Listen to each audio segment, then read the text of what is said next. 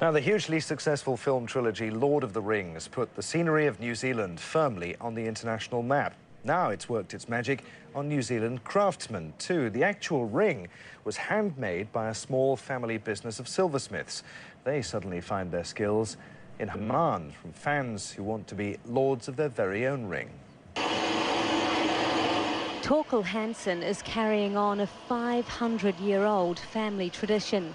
His silversmithing origins lie in Denmark, and he's using techniques handed down from generations of Danish blacksmiths. But it was in this humble backstreet studio in Nelson, New Zealand, where Torkel and his father Jens got noticed by the Lord of the Rings crew.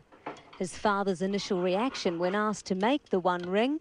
Pretty nonchalant, you know, like, yeah, you know, no big deal. It's just making another piece of jewellery like, you know, any other day. Any Tolkien enthusiast knows that the One Ring is at the heart of this fantasy tale.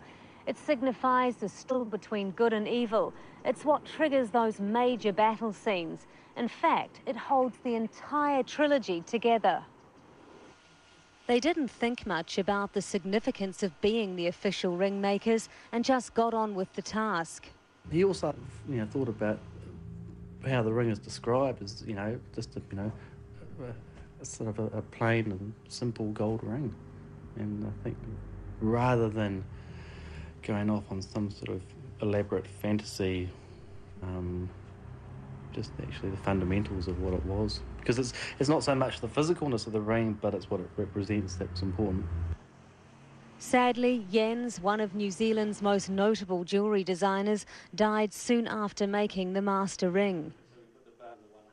With their father's legacy in mind, Torkel and his brother Halfdan took over. By the end of filming, they'd made more than 40 rings to fit different actors and scenes.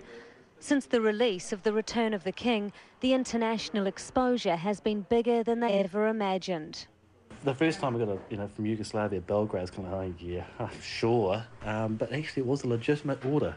We've had emails from all over the world, from Finland, from all over Asia, China, Hong Kong, Philippines, Thailand, Malaysia. We're starting off small, but there seems to be interest from the department stores in the US. The internet website has brought the world into this tiny studio, as well as New Zealand's burgeoning tourist industry. Some people come in here and they're expecting to be bombarded by, you know, sales pitches and be surrounded by huge, you know, sort of memorabilia, etc. Which in fact they come in and go, oh, yeah, where is it? Torkel Hansen is determined not to let fame and potential fortune affect his Danish silversmithing heritage and his father's legacy. I guess my dream, which is to create the jewellery and the silversmithing and the goldsmithing and do stuff that we haven't been able to do, but on a bigger scale, you know. So in a way, you know, my father's original dream of being an artist, we can continue that. We're just going to make it more accessible for the rest of the world. Hannah Alscher, BBC News, New Zealand.